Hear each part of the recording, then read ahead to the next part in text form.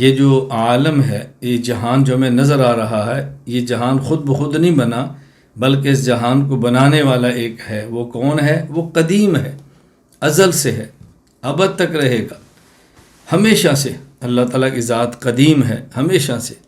اللہ تعالیٰ اپنے وجود میں کسی کے محتاج نہیں۔ اللہ کو قدیم ماننا ضروری ہے۔ اگر اللہ تعالیٰ کو قدیم نہ مانے تو اس کا معنی یہ ہوگا اللہ اپنے وجود میں کسی چیز کے محتاج تھے، جب وہ احتیاج ختم ہوئی تو اللہ تعالیٰ کو وجود مل گیا۔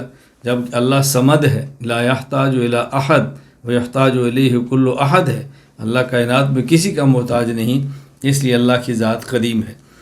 یہاں جو شاہ صاحب فرماتا ہے ان للعالم ثانیا قدیما، کہ دیکھیں یہ بات طے شدہ ہے کہ اس عالم جہان کے لیے کوئی ثانی ہے، طے شدہ ہے۔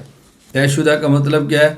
پوری دنیا کے عقلاء اس بات پر متفق ہیں کہ دنیا میں جب بھی کسی چیز کو وجود ملتا ہے تو بغیر وجود دینے والے کے نہیں ملتا۔ تو اس عالم اور جہان کو وجود دینا ہے تو بغیر وجود دینے والے کے کیسے وجود مل سکتا ہے؟ وجود دینے والا کون ہے؟ وہ اللہ کی ذات ہے۔